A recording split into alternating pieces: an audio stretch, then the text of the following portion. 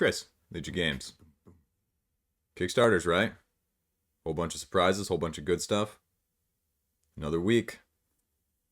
Another dollar. Another dollar spent on Kickstarter, that is. Okay, so let's talk about what's launched. In case you missed earlier this week, bunch of stuff came out. Should you back Monster Hunter? Monday morning quarter hack hotness. Marvel United review. Should you back Marvel X-Men? Go take a look. Whole bunch of stuff. Whole bunch of good stuff. I liked it at least. Whether you did or not, okay, that's a different... You can let me know in the comments section. Let's see. A lot of new stuff. Let's go through it all. Again, I'll give you the glimpses. I'll give you the details. Hopefully keep it a little shorter. As always, if you like it, and you want to come back for more, hit the subscribe button. Going for 10,000 in 2021. I mean, dream big. Okay, let's do this. First up is growing season. Now, again, heard nothing of this. This is no hype. This is indie at its heart. $52,000, which is really, really impressive. This says that it's a two-player game in the line of Stardew Valley, of Harvest Moon, resource management running a farm, right? Deck building, resource management, and they call it even an intro into more complex games. Now, as you can see here, you're trying to be the best farmer. You're getting 3 plots of land to start out. You're trying to grow the most lucrative crops, and you're using various tools at your disposal in order to do so. How are you playing? You're drawing a hand of 5 cards from a deck of 15. They're going to be mixed of watering and harvest cards. You're going to be obviously watering your crops and harvesting them to sell them. Now, obviously, then you're going to use the proceeds to buy more, including seeds, as well as those equipment that I just mentioned, filling your plots of land at the same time. If you have money left over, you upgrade your tools, or you can go to the blacksmith and replace one on the following turn. The other point is that, and if you have a bad hand, you're going to go mining in order to get valuable minerals that are going to help you going forward in order to buy more of said resources. As you start to profit, you build more stuff, barns, animals, new plots of land, new equipment, whatever you need to. Rinse, repeat, there you go. Game born out of the COVID pandemic, they said, and the price point is relatively good. It's 27 euros. You're getting stretch goals, and again, these are probably true stretch goals. Early bird here, got a signed poster, a magnet sheet, and a founder's badge. Nothing that's going to be terribly upsetting if you missed out on it. A couple stretch goals here are getting you a little bit of extra everything in order to increase replayability and different player boards with different progressions. Again, adding to the complexity, adding to the layers of an otherwise relatively more intro level game, which is still great. That's it. That's all you need to know. If it looks interesting to you, especially as a game to play with the kids or something family-ish, I think it hits the mark. And obviously, other people agree. So 52,000 is nothing to sneeze at. So growing season. Check it out. Next up is Same Same. This is a combination dual lingual game between English and, as they say here, Hawaiian, with combinations of memory, old maid, go fish, and Kemps. And so it just allows you to play and match these cards in different languages so that you can be a little educational while you're at it. And you can see that the artwork is really pretty good. And you can just play different variable card games as you may be familiar with things like Go Fish or Kemps or even Old Maid. So you can just play it with this set of unique decks of cards. So that's it. That's all you need to know. $15 gets you a copy of it. Boom.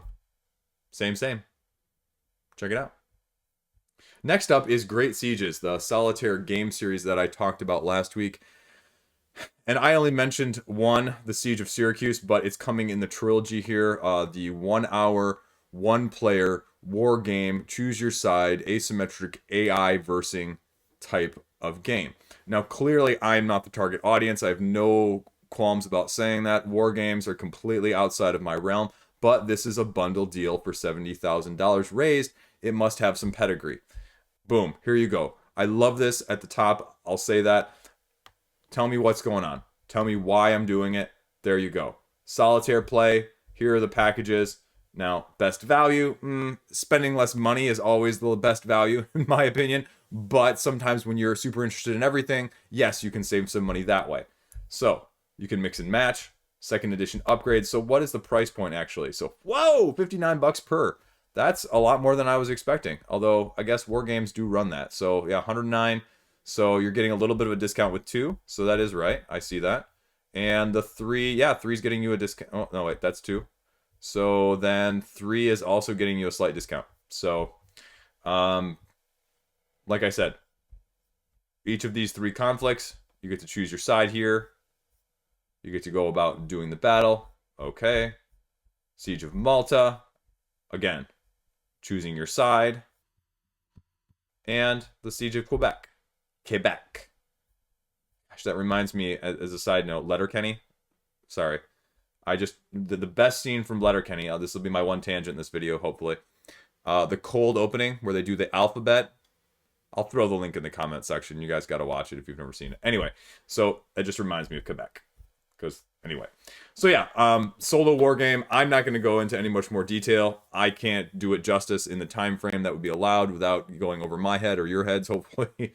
You guys know better than I do on this. So if you're interested, though, there it is. It's out. It's raising a ton of money.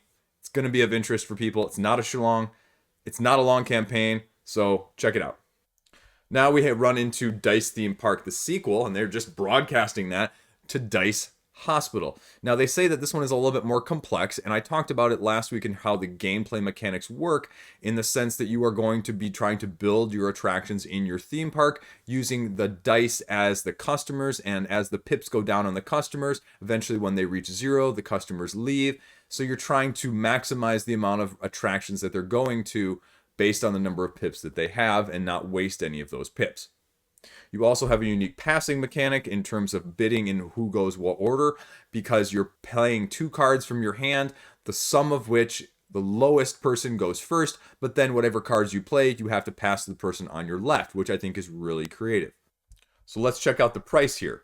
So, okay, $55 gets you a promo pack, stretch goals, any exclusive content. Okay, now depending on what the promo pack and the stretch goals are, that's probably a little bit less than I was thinking, to be fair. And then we get to the deluxe. Because this is a worker placement, you're getting a few miniatures as well.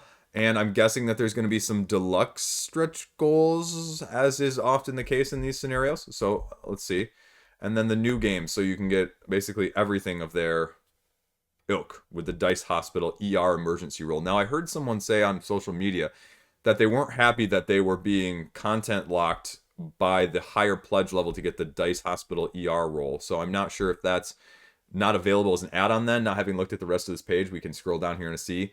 But that would be the question, because it looks like you can get everything here, again, for $222. That's a lot, but okay. Yep, okay. Build your attractions. It's got sort of your hexagonal tiles, as we see in a lot of these, not civilization building things, but like something like Suburbia, where you're building up multiple parts of a location. And you can see right here the comparison. More interaction, more complexity, dice cascading that I mentioned, and it has a little bit of a miniature component in case you kind of want that a little bit. More combos, French edition. So you can see here examples of the attractions, as well as the pips that are going to be various customers going down. And this goes to the staff members that I was talking to, and receive cards from the opponent from your right. So it leaves you with a different hand of cards every single round. So which one are you playing when? I think I really like that mechanism when it comes to having to choose, sort of like in Cosmic Colonies with the double-sided cards, and you're choosing not only which one to play when and day, night time, depending on what was going on, but also then knowing that whatever cards you played, you were going to have to pass on to someone else, that they could be able to use the significant benefit that they were if they were really that good. So I really like that mechanism. Now, obviously, as a worker placement, this is not going to be my, forte, and probably not attractive to me at all. But I think the added element of dice and dice cascading and manipulation is relatively unique, and they always get a little bit closer look from me, even though I ultimately know that this is not really an attraction for me.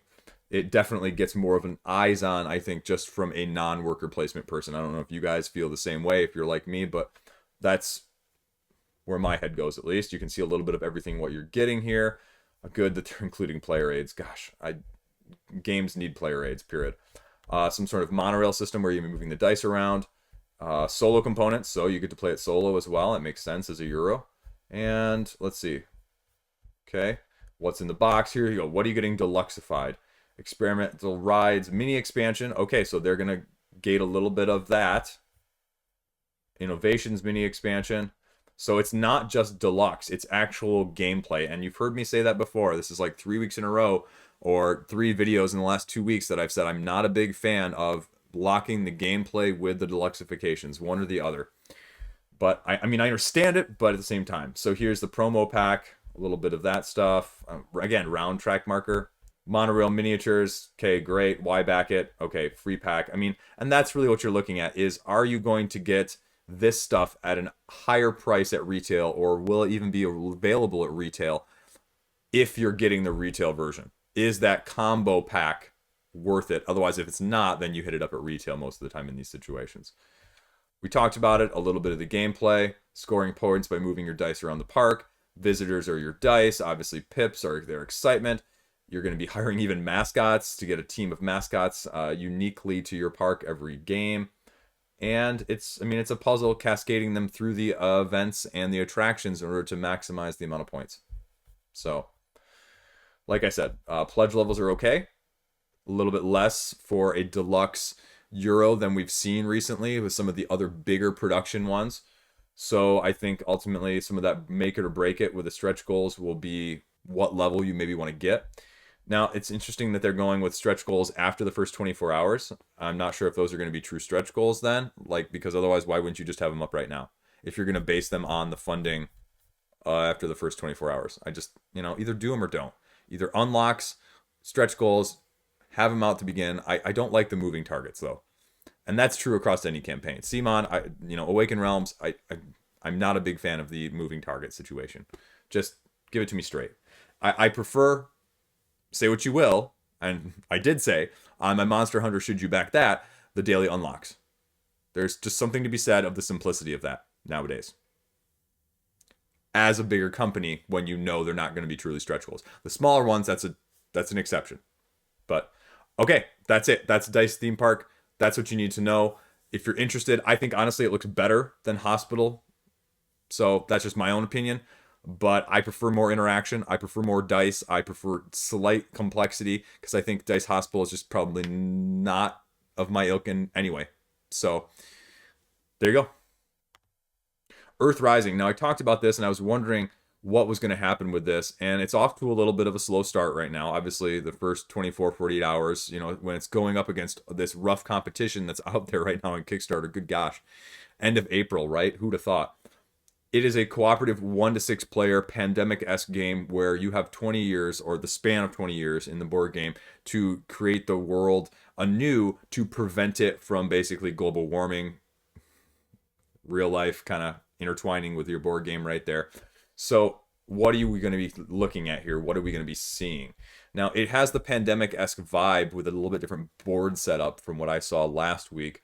And here you go. You can see a little bit of the round board, which is definitely something unique with the places circumferentially around the outside as well as on the board.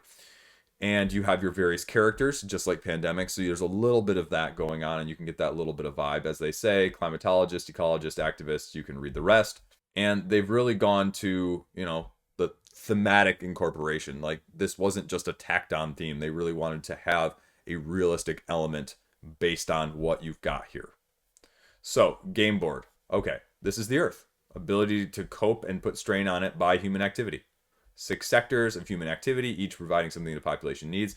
These are said segments and strain tokens. So, climate change, chemical, water, land, nitrogen, biodiversity, and just bigger ones. When it's free of strain, it can be flipped, creating more spaces for practices which can support your people. Here you go. Each counters provide something you need. The influence cards, they're going for realistic here. They're not, cutting any corners. They're not holding any punches in terms of what you're seeing there. Character cards, collapse, calendar cards, meeples. Okay. And I think this right here speaks to what my biggest concern would be like this is sometimes, and I'll say this, is it fun? You know, that's ultimately what gets to the table the most. Now, there are a couple games out there that are definitely thought provoking, that you do them more for the thought provoking rather than the deep, nuanced replayability, gameplay, you know, that side of things. And could this be another one of those in the line? And I don't know.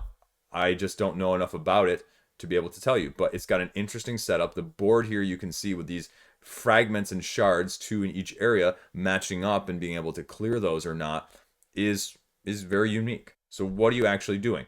Basically, in this game, you have 20 turns as a 1 to 6 player game in order to get all of these segments into the center so that the earth is sustainable and it's not ruined from the effects that our population has on it. The rule book is relatively straightforward. It's only 8 pages. There's not a lot of overhead here, especially when 3 of the pages are intro, extro, and the playable characters. So what you're going to be doing is you're going to be trying to get rid of these unsustainable practices as they start off in play in order to balance out the ecosystem of our Earth. What you're doing on a turn is you're drawing cards and then using 4 actions a la Pandemic. You can get rid of unsustainable practices, create sustainable practices, clean up, give somebody else one of your cards, or refresh the influence deck. Use your character's special ability, as all of them have their own influence. So this breaks down a little bit of what each of these actions is. And then, for how many meeples are on the board, it causes strain to the earth. And then there's strain in each of the sectors, depending on the number of unsustainable practices there. And that is the pandemic outbreak side of things, if you will. Then, obviously, the calendar changes. And like I mentioned, you have 20 years. You have between 2020 and 2040, which 2040 being of note there because they said that they based the game on the movie 2040, talking about such ecological concerns like this. So, what are we looking at in terms of price then? $56 is the early bird deal. By the time this is posted, it's going to be well past. So you're going to be looking at $63. And that's not insignificant. That's not 20%, but it's like 15% difference. And that's, again, significant. You know, that's expensive for what it is. And that would be my biggest concern. Because I don't see any necessarily stretch goals. I don't see anything else to incentivize me to get it now. I mean, here are the stretch goals themselves, but nothing to go, okay, I need to get this now versus later. And that, in a nutshell, is probably why it's starting off to a slower start. And along with what it's growing up against, I think the combination of two is not insignificant. At the same time, it's a solid enough concept that if their goal was half this and their price point was slightly less, it'd be one of those where I'd also go, I'm not sure why this isn't funding, because I don't see a lot of other concerns. But, you know, I guess in the pandemic vibe, how different is it? Is it just slightly different? Is it different enough? And I say that as a person who loves co-ops, and I just can't tell. And, you know, I think it's worth checking out. But if it doesn't fund, I guess I wouldn't be surprised either because of those factors. But still, check it out, Earth Rising. Next up is Impendium with a Nova Lux reprint. This is from Dragon Egg Games, and Impendium being the next game set in the Nova Lux universe. Relatively indie, small publisher, small game, but you can see it's already 150% of its funding goal. This is a sci-fi Civ-esque game. Recruiting factions, building and colonizing planets all throughout the universe, generating those resources to sustain life on said planets, and trying to rule as much of the galaxy as you can while battling off the enemy that is known as the Void, because as you're creating things, entropy does not like that, and the Void is the counter action in order to make up for it. The rule book is out, and you can see a little bit of what goes into it in terms of the gameplay, the round structure, what you're doing on a turn-to-turn basis, which is very nice. It is a 20-page rule book, which is a little bit more than I was expecting. I would like to see a little bit more formatting. This could definitely use the eye of somebody who is a professional in terms of organizing, but it seems to be relatively complete at the same time. You can play it both single player, semi-co-op, co-op, and legacy.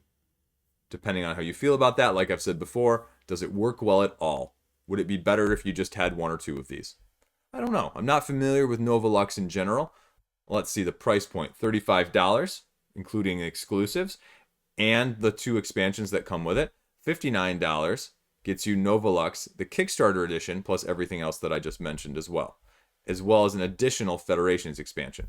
So what are we seeing as the extras right now? It's a puzzly, mechanic, tableau, card building game. So what are you getting? Okay, ship meeples. Those are exclusive. And then this is 18 asymmetric factions. I mean, that is a lot, right? 15 jumbo Harbingers of the Void. Yep, those are jumbo, no doubt about that. And an extra Kickstarter exclusive one. Here is running through basically all the cards, player mats, a little bit of everything. Okay. Campaign. Here are your expansions that are modular. I mean, all in all, this looks a lot more solid than I was expecting.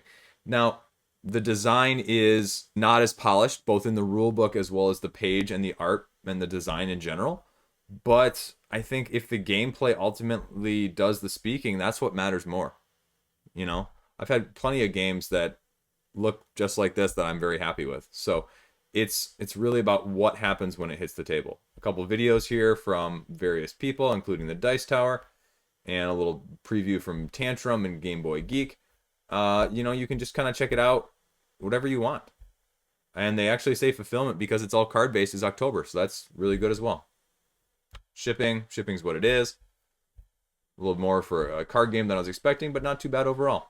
So, again, I'm not terribly familiar with this, but again, it has sort of a underground indie vibe and backing, and it's already 150% funded, and it's probably going to be $20,000, $30,000, $40,000 by the time it ends. This is definitely something different in terms of the mechanics and the aesthetic. So if you like more sci-fi civ card building games, check this out. So next up, we have Join the Partisans. This is a completely indie game from Slovenia, you know, of all places. This is a game where you are Slovenian partisans, their resistance essentially, and trying to defeat the Axis from occupying your country. And there you go. I mean, I'm not going to give it much more detail. It doesn't give a whole lot of actual gameplay details in the actual text on the page, but you're rolling, you're moving, you're drawing cards, you're answering, it sounds like historically based questions on World War II, and you get these nice little wooden meeples, right? So check it out. They say this is a second edition of the game, and so they're going to be using the same factory that they did with the first. It's a bit expensive, though. I mean, from a small publisher from overseas. If you like this sort of thing, if you want something that looks like these are actually kind of cool guard towers, how you play right here, a little bit of a video. I know nothing else about it, but there are multiple decks that you're going to be drawing on based on the rewards that you're trying to get. Stars, traders, a little bit of everything that you would expect from a World War II type game. And yeah, that's about it. I wanted to give it a shout out just because it's doing pretty well. And if it's of interest to you, especially as I've mentioned a couple other projects related historically in the past couple weeks, thought I'd do the same for this one. Join the Partisans. So next up is Hellboy, the board game expansions and dice game. And you'll notice right there in the title, you are not misreading that. You did not mishear me. There is no base game being offered with this. There is no first round Kickstarter stuff being offered with this. So if you're looking for that, that is not what this is. Now, it's raised $250,000, but I have to wonder if they were offering reprints of the previous stuff. I mean, could you be talking almost 7 digits by now? They're offering a set of 4 expansions and this dice game that they're throwing in as well. I don't know. They hype the dice game at the top, and there's only one pledge level. You cannot get these expansions separately. If you want to pick them up separately, or you do not want all of this, including the dice game, and paying $110 for it, they say you're going to have to wait and pick it up at retail. Obviously, retail, then you're risking not getting those stretch goals. And the first Hellboy game had a ton of stretch goals in the Kickstarter side of things. So I don't know how much of the gameplay that affects. You know, a lot of CMON games get knocked for not being a full game without the Kickstarter stretch goals, which is kind of gone away from that recently. But this seems to be a little bit in that ilk. Now, the thing you got to know, too, going back up to this, is that one of these expansions, the Storm and the Fury, completes the saga that was told during the first Kickstarter campaign in terms of our protagonist and antagonist. However, the other expansions all add different elements for more replayability. I don't want to say necessarily depth, but you're offering like extra agents, extra minions, and extra bosses, I believe is essentially what they're doing in all three. So I'm not going to go into much details of the actual gameplay, but here you can see a little bit of what it is. Here's the Storm and the Fury, a Hellboy right there, Nimue the Dragon in his dragon form. End of Days here, where you've got the extra agent cards, and then Pandemonium, where you've got the extra bosses, and Hell on Earth, which is the extra minions that I mentioned. This is what's been unlocked already. There's the little bit of the dice game. I wasn't terribly impressed by the rules. It's, press your luck style dice game, depending on what these worms or frogs are, and you need to match symbols, and I don't know. I don't know. So here's the other content. It breaks it down a little bit, just a little paragraph about each one of these that I already mentioned. Gives you a little bit gameplay, and this appears to be from a dice game, and then a little bit of the interview there. Stretch goals, you can see that, and that's it.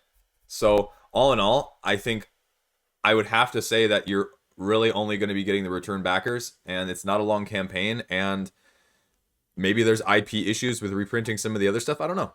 But that is from Mantic, and we'll see where it ends up. If you're interested, check it out.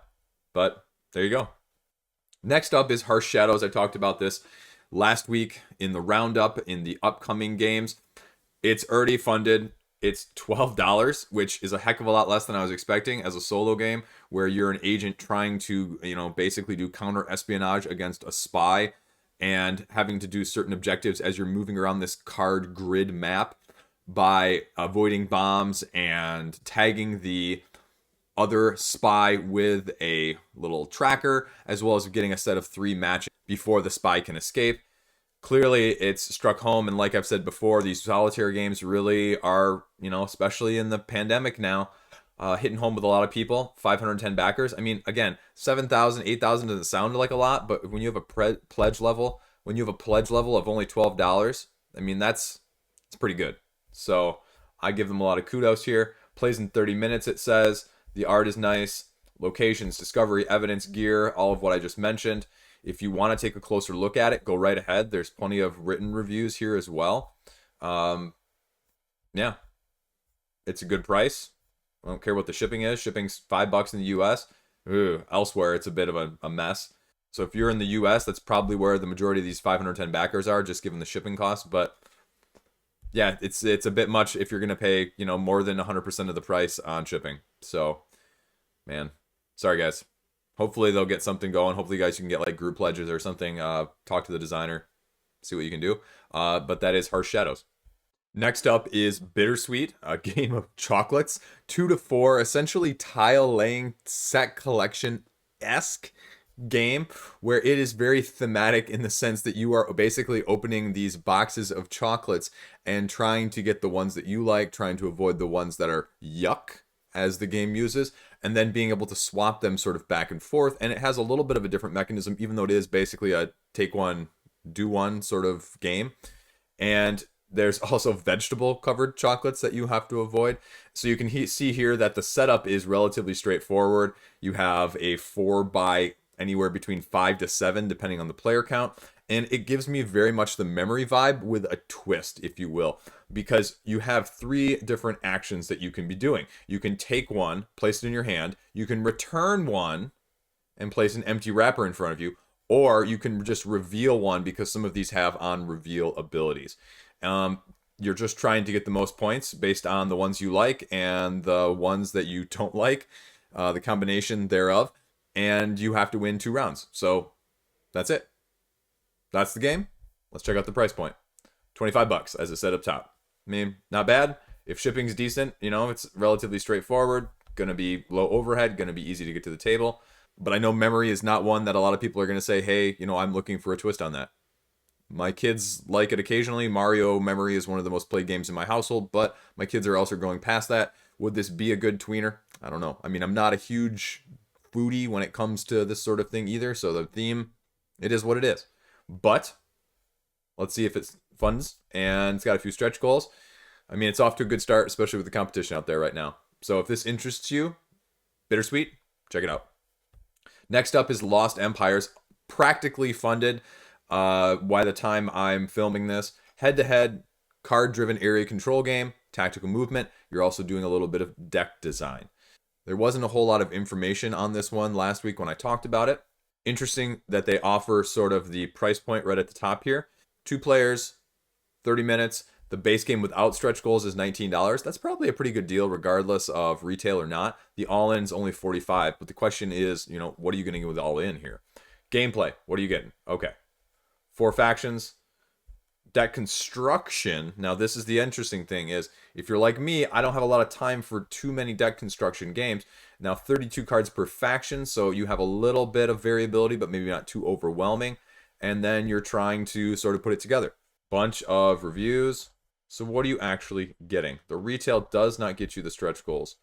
128 factions, 128 cards, obviously the 32 per 4 as we said, and like I did not mention up above, it's a battle over 3 areas, sort of 3 lanes, if you will. What are the other pledge levels since we said the retail is there? So $6 more is going to get you the stretch goals essentially then. So it looks like they've got a little bit of everything for the factions. 2 different types of additional cards, and then the all-in is going to get you that plus a playmat, so a $20 neoprene playmat. So what are you doing? Choosing your faction, choosing your cards, and then you only have a limited amount of actions that you can do per turn, whether that's activating units, playing support cards, or deploying them to the field in the first place. You're using a little bit of dice to modify the attack value on each side and to claim those objectives in the middle. You're trying to get enough of them to assemble the worm gate in order to win the game. Shipping is about what you'd expect, although it's a little expensive for some of the overseas. If you're only getting the $25 copy, that's 50% of the price in the first place. It's not great. It's not horrible. And they hope by the beginning of next year, so it's still a year for a card game. That's a little ways out. But that's it. That is Colossal Games. And that is Lost Empires. So if you're looking for something a little bit unique, I mean, they have a ton of reviews on there. I was not expecting this from this small a project to have that many people and that many notable people that I recognize. So give it a shout because the art is definitely fantastic and it's definitely attracting eyes, and as evidenced by the fact that it's nearly funded at the time of filming this. So there you go. Lost Empires. King's Trial. I talked about this one last week as well. I wasn't sure, again, quite what this was going to look like. Sort of as a tweener light style game, more of a pick up, as they say, and play it family adventure style game. You have the grids, the hexes that you're going to be sort of mishmashing together, the modularity, and you're going to be trying to make it all the way to defeat the dragon. Here's a little bit of what you're getting. Here's the standees that are going to be mentioned. So 62 of these different tiles, arranging them in any sort of variety that you choose so that the game, like I said, is different each time in the modular sense. You're trying to get from the castle unto the dragon's lair. So what are you doing? There's quests along the way, and you have to complete 3 of these quests as fast as you can, getting enough gems, then making your way to the dragon. Dragon, though, it appears, might be moving, and apparently the weather is going to have an impact as well. Here's an example of said news card that may change what you need to do. So how is a turn actually going? Well, first off, you can move 3 spaces. Then, if your guy has a proficiency in that terrain, you get to move an extra space. So you're really trying to plan it out strategically there. Then, whenever you stop, you're getting one of these event cards. Are you going to get treasure? Are you going to have to fight somebody? Most of the time, you're going to have to battle. So you can use the die, or you can use cards in order to help beat them. Now, it appears that you can use cards to either help or disrupt your opponent's game too. So from a take that perspective, this could be really mean in that sense. You can also, just have a whole bunch of other things that could happen. It sounds like trade places, have your gems stolen, make alliances, find treasure. So a little bit of everything. Then you can also get King's Favor cards. Basically rewards that are helping you get back into the game, sort of a catch-up mechanic there, if you will. So there you go. That's it. If it funds, they'll unlock the stretch goals. Dice Tower preview, a few other previews it looked like as well. And let's see. Okay, shipping is okay, reasonable. What is the price point though? $51. That's a little bit more than I was thinking for what it kind of is in that sense. So that's probably a little bit more than I'd be willing to spend on it. Now, is it going to fund? I mean, like I said already, it's going up some tough competition right now. Not just what's launching this week, but what's just going on currently in general. I mean, several high-profile games, and this one could easily fall through the cracks. Also because it's just sort of stylized as a family game, and a family game with a lot of take that is, you know, especially with those cards, sometimes interaction's good, sometimes it's maybe a little too good. So I wouldn't be surprised if this one didn't fund, but check it out if it's of interest to you. We'll see where it goes, and we'll see where it ends up. So next up is Monstrosity, the card game. Sort of a reanimated amalgam creatures that you're trying to make. And as they say here, sort of a Dr. Frankenstein-esque vibe going on. 2 to 5 players, under an hour you're going to be playing it. So what are you doing here with this game? It shows you a little bit of everything that you're going to be getting, but how are you actually playing? So you're taking these pieces, you're getting the heart, you're getting the body parts, you're trying to assemble the whole monster. Then you're trying to upgrade each of those parts. Then, while having a little bit of take that as well, like I just mentioned, downgrading opponents' monsters, if you will. And also just having special items that are going to increase points for you or decrease points for them. Dumpster diving for parts, sabotaging opponents, bringing your monster to life. The one with the highest scoring living monster at the end of the game wins. The rulebook is a little longer. I was going to go in a little more detail. You can see here it's good 24 pages. Now it's not, you know, super small text or anything. It's quite big font. So it's relatively straightforward, but it is a little bit more nuanced and complicated than meets the eye initially, because you have these different color limbs that do different points. You have special items cards, special icons on all of these. There's advanced play, there's basic play. There are a few terminology things you have to learn, so be aware, but there's also, it appears, a lot of take that.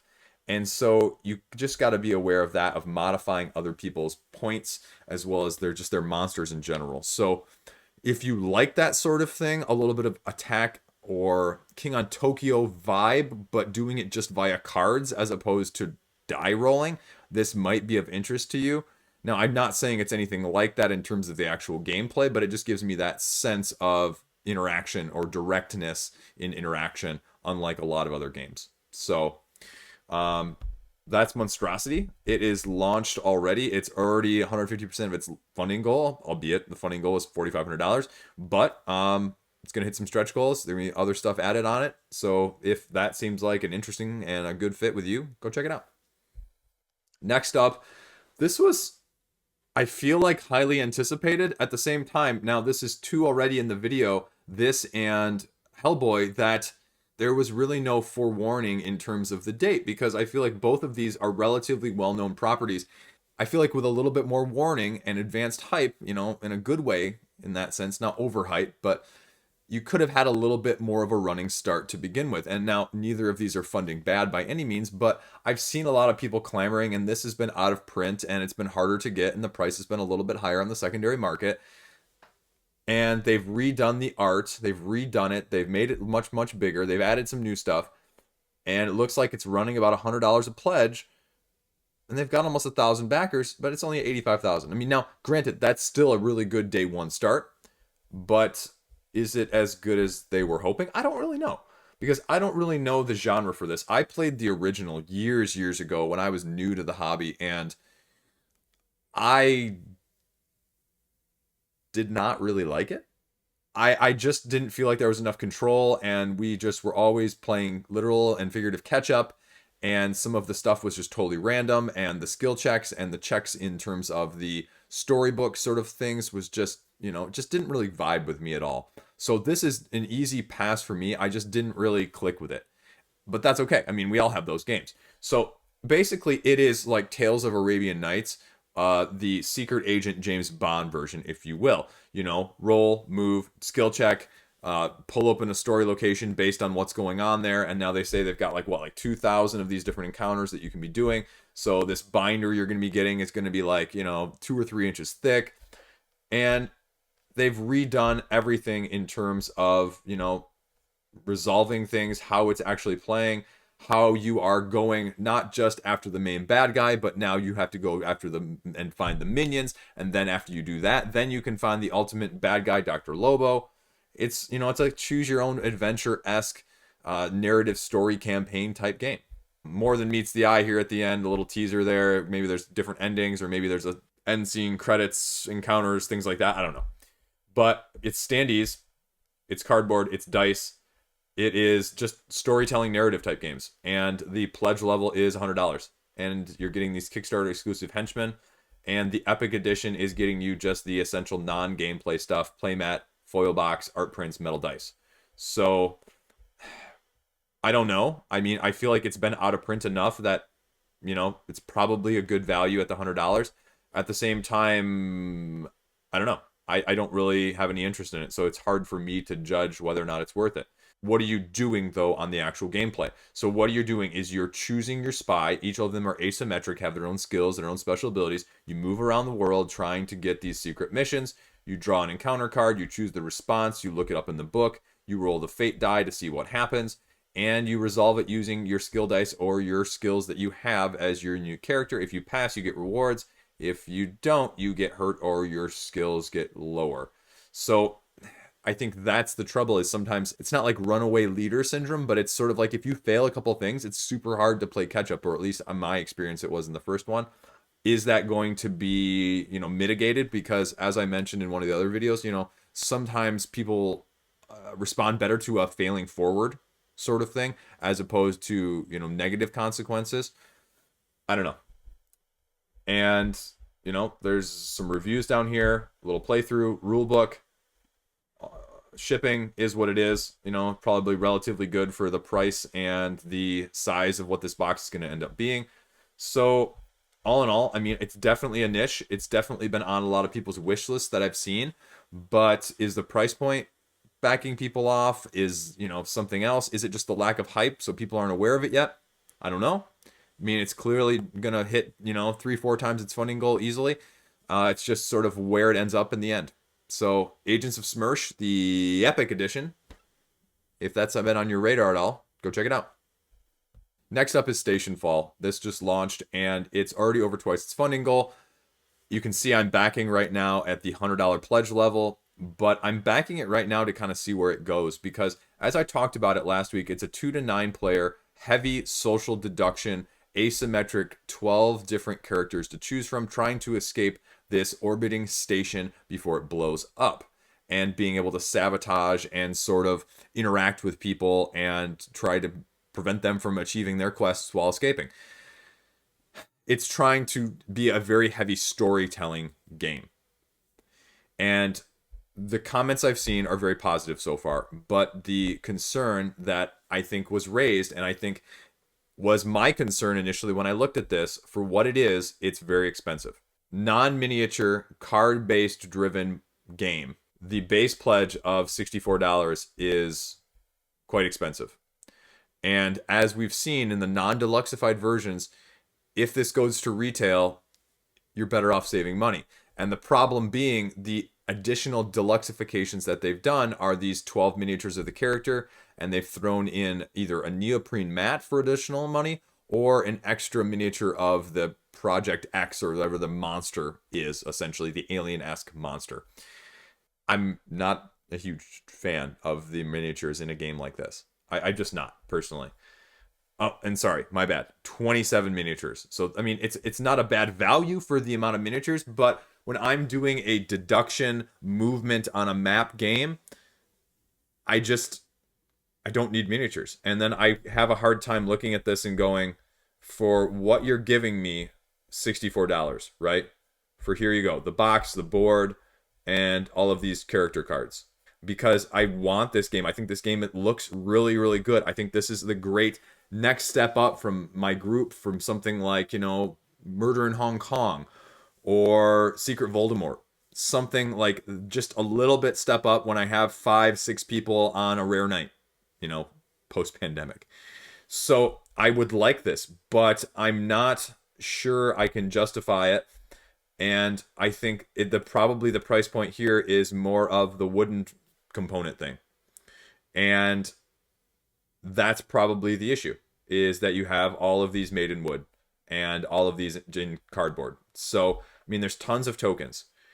And just $64 is just a lot for me for a game like this. And I'm not going to say that I'm not going to get it, but I feel like only $5 off the MSRP, and you're going to add shipping on top of that.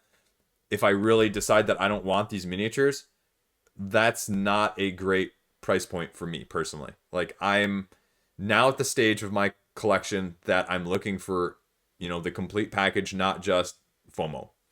And I would be doing this for FOMO because this is the one I really want. But $5 off the MSRP, I'll, be over MSRP easily with shipping. I'll wait and see what happens. I'll roll the dice because, like I said, I don't have the right size play group for this a lot of the time anyway. So if I miss out on it and it doesn't come to retail or it's the same price, well, it doesn't get pulled off the shelf 2 or 3 times a year. So that's the decision I'm having to make right now. I mean, the neoprene mat looks amazing for a game like this with as big as this thing is probably going to be in the table space wise. It looks fantastic. But it's just probably more than I'm willing to spend right now on it. And you know what? That's okay. That's okay. Everybody's got those. I mean, what clicks for me doesn't click for you. What clicks for you doesn't click for me. We all have those things. I just wish it was, if this was a $45 game and you gave me some exclusives at the non-miniature level, I would be all in on this. That's what I was hoping it would be around. That being said, I mean, it's clearly not having any trouble funding, and I really want to play it. Am I going to end up with a copy, though? We'll see. But that's Stationfall.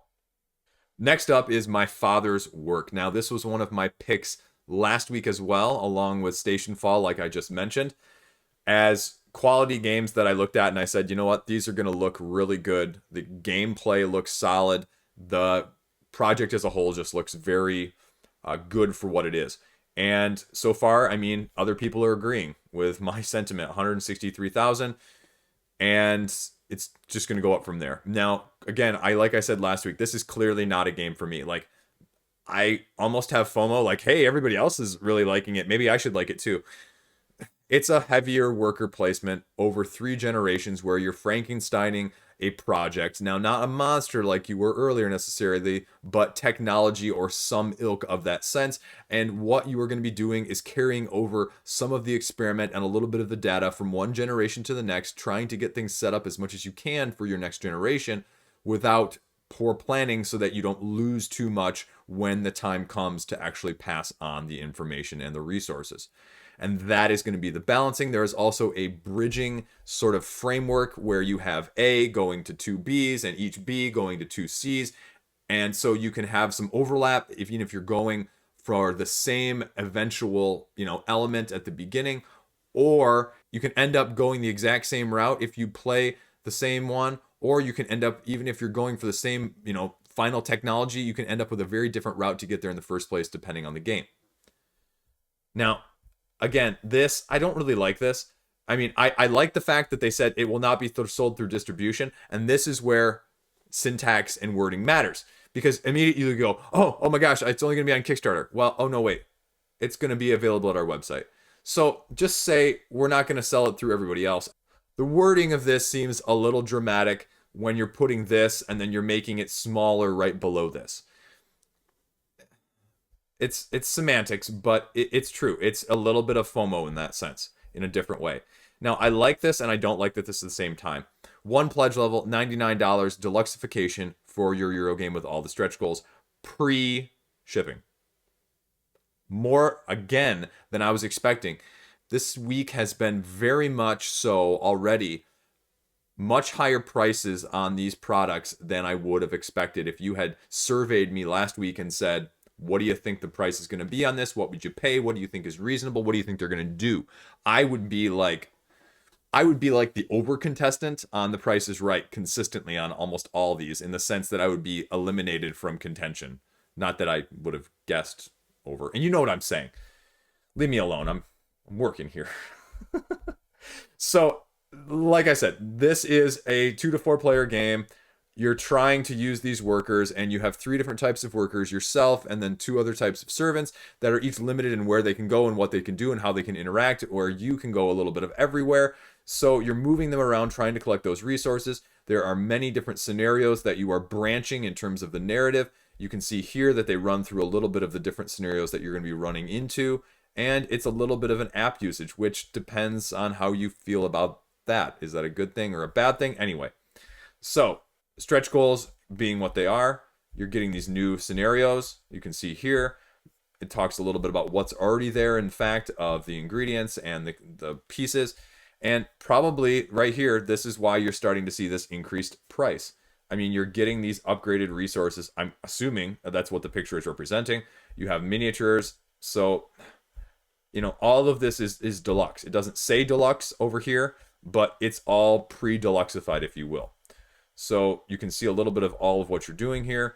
Gathering resources, performing set experiments, like I said, upgrading the estate in order to do the experiments better, passing on the knowledge, like I mentioned, and completing your masterwork. The rulebook is here. Again, plenty of videos from a lot of the big usual suspects, and they're hitting stretch goals. Now, the interesting thing is they really spaced out these stretch goals here at the end. Metal coins! Yes!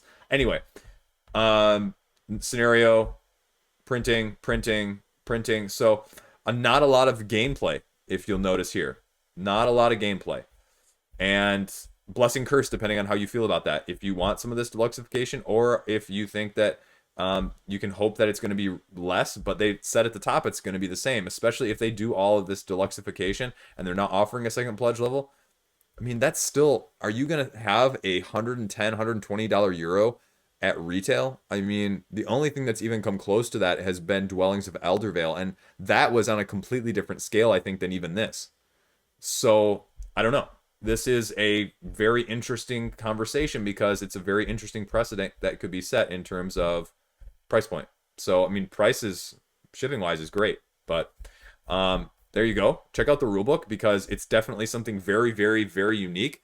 And it offers, I think, a twist on the worker placement that I have not seen. And it's very appealing as a non-worker placement person. But I also know my own interests as well. So as much as that is sort of, you know, trying to pull me in, I'm out. Nope. I know. Thank you. But if you are, check out my father's work. So next up is Cyber Odyssey. And now there was no information about this whatsoever. And so this is a puzzle-like, steampunk-esque miniatures game, sandbox-style investigation from Red Joker. What you're doing is you're trying to solve a series of murders that have occurred.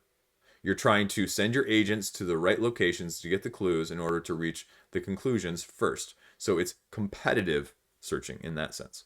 You're going to the various districts, and different events are going to happen for the players, which give you secondary plots that you're going to be solving at the same time. You each have control of one of the various organizations that is doing the investigations in the first place. You have individual dashboards that are going to be upgraded, as well as vehicles to go along with that.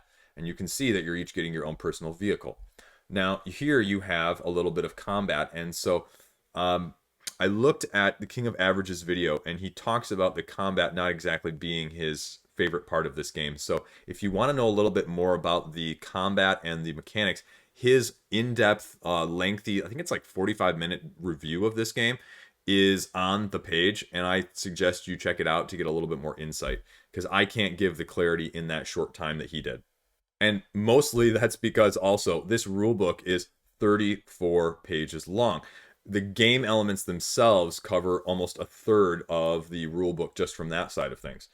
This is a heavier rulebook than you might expect just by what the presentation is of the game itself.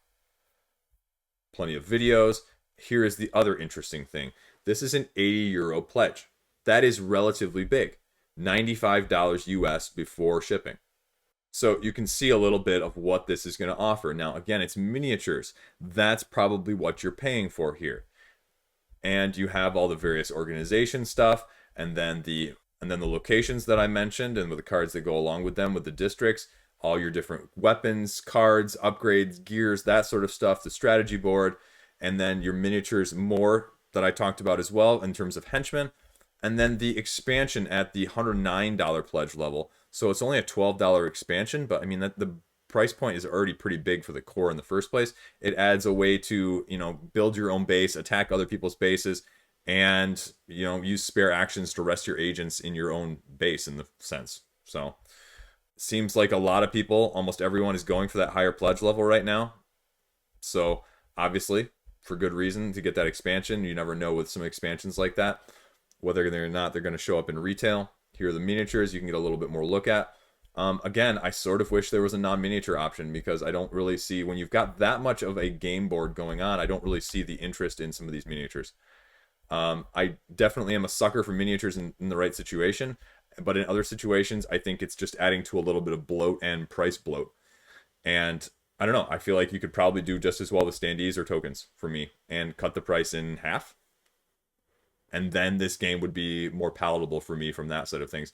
And this is probably, not going to be the target audience anyway, because 120 minutes for a game like this, 2 hours, is going to be a long game. It's going to be a longer game for my group. And with the overhead that it seems that is there to begin with, it's probably not going to be for me. But, I mean, it's a sandbox game too. Sandbox investigation, take that style, upgradable characters game. I mean, it's definitely different themed. It's definitely a different aesthetic and definitely different mechanisms. So if it interests you, go check out the rulebook. Go watch King of Average's review. And I think you'll get a much better sense of what this looks like and how this plays in terms of this, relatively busy looking setup. So if it interests you, that's Cyber Odyssey from Red Joker. The game I just came across is Pick Up Fast-Paced Basketball Card Game. Now, the reason I'm going to be talking about this is because, again, the financials are really weird on this. 121 people, $16,000 raised. That's almost $137 per person. And well, why is that? Well, you've got these pledge levels here for $500 and $1,000, which are being filled by quite a number of backers, and that gives you almost half of their total right there. Now, the other interesting thing is, apart from the bundled donation, you literally only have 28 people picking up a copy of the base game, right? And 4 people donating it. And then 32 people buying and donating. And a bunch of other people, 28 again, buying a 5-pack starter. Logistically, that's weird. Now, what is it? I'm going to leave that alone apart from there. Now, what is it? It's a pickup card deck building type basketball game. And it uses the combination of offensive stats versus minus defensive stats to tell whether or not you're making a shot. And you're going to be trading in cards based on the values in their lower left-hand corner for the trade values of the, market, if you will. And so that's essentially all it is. You can see that you're starting out with 3 1s and 2 2s, rookies and veterans. And so you're going to be summing those up in totals of 3 cards apiece of the 3 that you choose to play at that time to trade in for another value. You're going to be putting these cards on the metaphorical court and then rolling dice to do the shot, and the shot counts if the offensive value with the die is greater than the defensive value, and then the defender goes to the bench and is out of play for a little bit. But if the shot misses, then the shooter is out, and rinse and repeat. They go 40 plus players of what the deck is going to look like in terms of differences, and that's where these higher pledge levels are, is you're going to be in the game, or you can create a character in the game in the first place. So that's about all you need to know.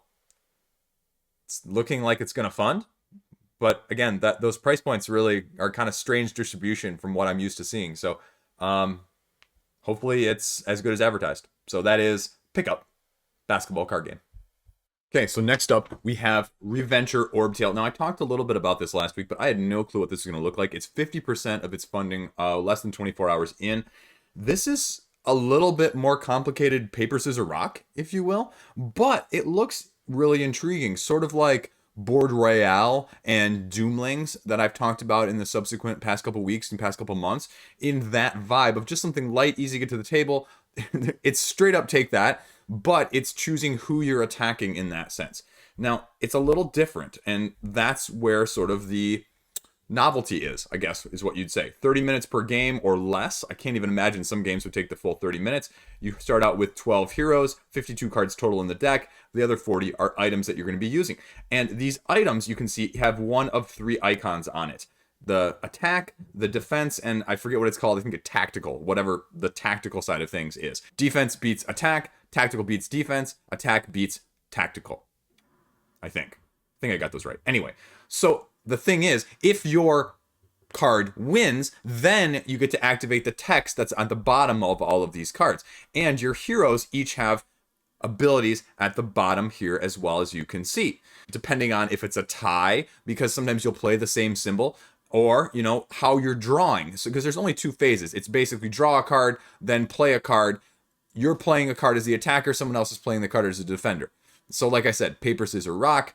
Last one standing wins. You each have 5 health points. Okay, so maybe 30 minutes because you each have 5 health points. But there you go.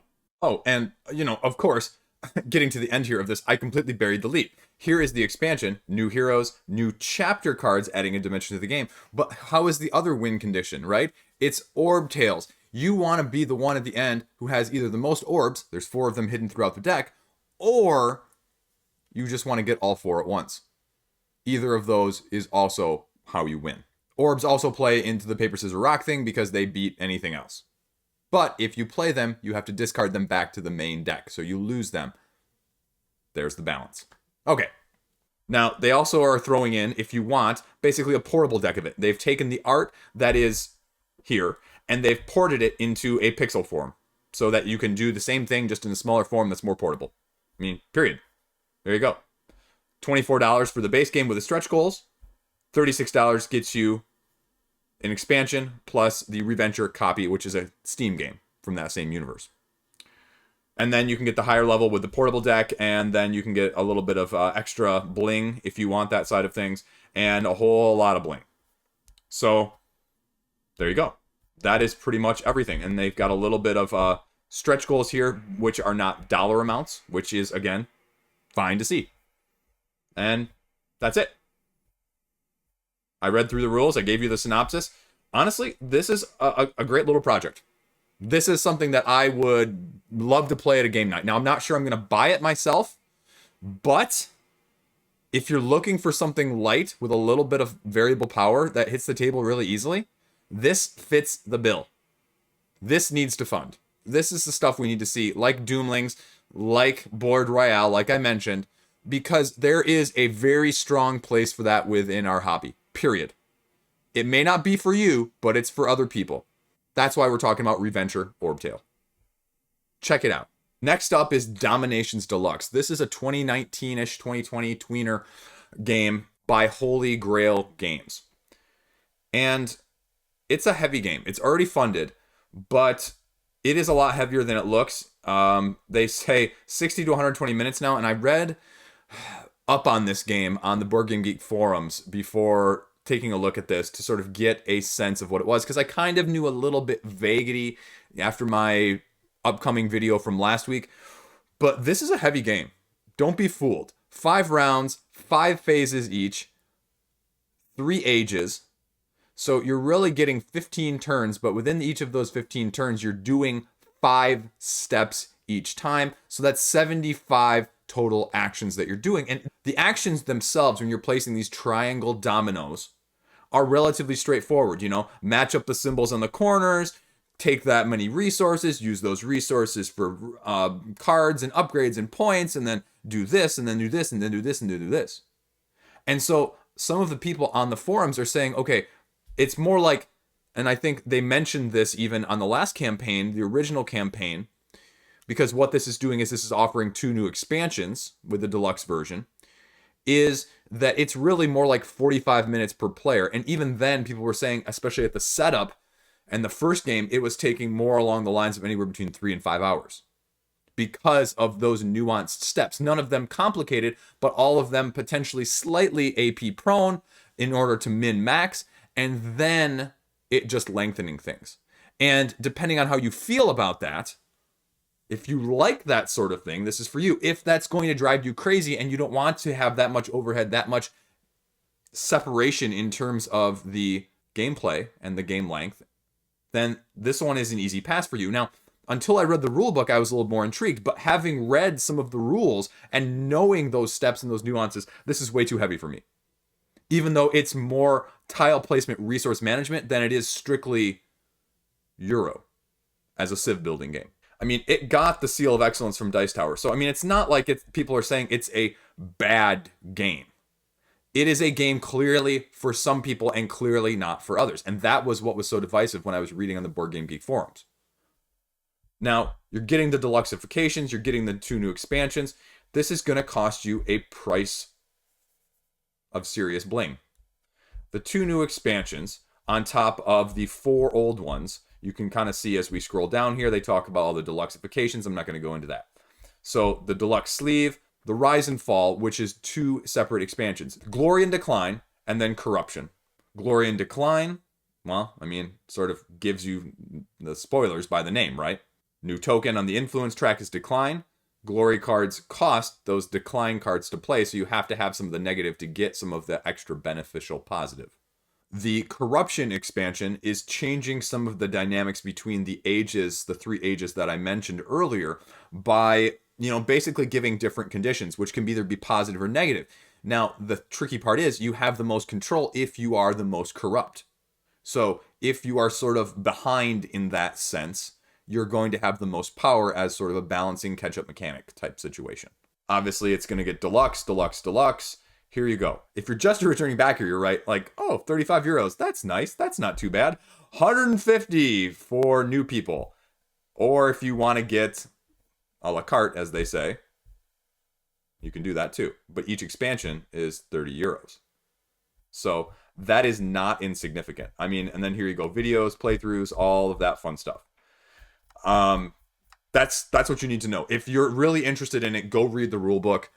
There's not a ton of reviews, not as many as I was expecting in Board Game Geek, so I would definitely suggest reading through the rules. I think you'll get a better sense quicker than watching the videos. That's what I did, and I thought it was a relatively intuitive rule book, but like I said, it's detailed and it's nuanced. So obviously there's a market for this. I am clearly not it, but if you are, check it out. Last up here is MiniQuest Adventures, the board game, book game. This is basically a dungeon crawler compressed into a book. 16-bit pixel art vibe going on. And like you see, the whole premise behind this is basically you're doing it all in the book. You're flipping through the dungeon pages in the dungeon itself. And the whole premise is that you can just close it and be done with it, put it away for storage. There's not a whole lot of overhead. There's not a whole lot of upkeep outside of the book itself. I mean, yes, you're going to have the cards. Yes, you're going to have some tokens. But this combination of pages within the dungeon book is the core gimmick. And I say that in a good way in this sense of what they're providing here. Got a couple stretch goals unlocked, little upgrades, because I mean, this again is a small project. They're not going to have a lot of this upgraded stuff because they probably just couldn't afford it otherwise. So what are you actually doing? 45-minute game. How many rounds can you get through? Because you're just basically randomly making these dungeons. So I'm going to take a look at the rulebook here just so I can give you a better synopsis, because it's actually a longer rulebook than you would normally expect with this sort of game, just because of the nuance and the differences that they make it. So here you go. You can see the difficulty and the adjustments of the game length. Now, again, to be very clear with this so that there's no confusion, each round has 5 rooms, including a boss at the end. And what you're doing prior to the game is you're deciding how many of these sets of 5 you are going to try to complete in an overarching game. Elimination happens when everybody is knocked out or knocked down in the same room, but you can also get a number of knockdowns total to be eliminated no matter what. So if you get knocked down 4 times, knocked out 4 times, you're completely out. So it's not just like a one time and you're done. They also give you several different modes. So, I mean, like I said, to customize the length, 1 round, 3 rounds, 5 rounds, 7 rounds. Obviously, difficulty going up with that. So here is where the randomization and the chaos factor comes in. You're rolling dice to go to a certain page, depending on the room color that I just mentioned up here is being played. You're recovering all of your health, defense, and power after you beat that room, though. So that is where the reset is going to be, and that's where the difficulty is sort of interestingly mitigated, I guess. Monster cards are revealed as you basically set up the room, and then you're just assembling in the starting area and going. The simplicity is you've got tokens. You get move, you get attack, or you do 2 moves. Doesn't matter the order, just do it. Goes through what the different squares are in order to do the distance. It just breaks it down a little bit further in terms of the other common things that you need to know about in dungeon crawlers, right? Types of movement, line of sight, all the little icons that are going to be on the enemies or on the tiles in the first place, your other different actions in terms of damaging, how that's going, how enemy behaviors are going, and what the bosses are doing. And then it just breaks it down a little bit further in terms of what is all included, including a number of the other symbols you're going to be seeing. So it's relatively straightforward. So what is it going to cost you then? If we've talked about it as sort of a Gloomhaven Jaws of the Lion super light, if you will. Early bird. Now, it's a numbered early bird. There's only 6 left at the time of me even filming this. So if you're really interested in this, you need to go check it out, because there probably aren't going to be any left by the time this actually airs. Then, I mean, it's, what, $6 price point difference. So at least, let's take a look. They have done it well over the funding goal. Like, I hate that you have some of these other projects that do the early birds, that they don't do enough early birds to actually fund. Like, you have to at least make that your cutoff. So they're well above that. And I mean, people are always looking for the next tiny epic, if you will, because that's what this gives me vibes of. Now, it's completely different in what it actually is compared to the tiny epics, but it gives me that vibe at least. That's it. Boom. Straightforward. You either like it or you don't. $30,000? There you go. So, sort of a lesser week, thankfully. My wallet could use the break. I think the next week is hopefully a little bit lesser too. I will also have out shortly, if not, tomorrow or the day after, games to watch for May. Big games. I've got 5 or 6 games. Again, May is a little bit of a, thankfully. And so I'm going to be highlighting some games that have caught my attention, some games that should be on your radar, sort of a little smattering of everything beyond just my own personal preference, because I recognize that my personal preferences are not always aligning with other people's preferences, and so I like to cover a little bit of variety, as evidenced by this video in the first place, right? Oh yeah, this is going to be the screen grab right here for the front. Anyway, so that's what it is. Also, the upcoming video for next week, and hopefully another review or 2 in the next week or 2 as well. I'm going to be trying to get some gameplay in. I'm going to try and figure that out. I don't know how I'm going to do that. But help me get to 3,000. 3,000 is the next step on the 4,000, on a 5, on a 6, and a 7, and on 8, and a 9, and a 10 is the goal.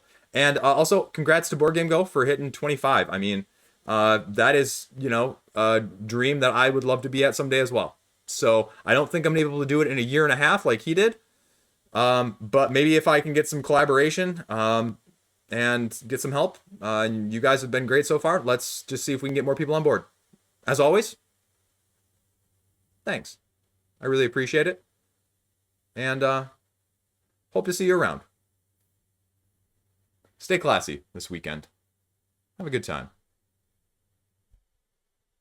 But stay safe.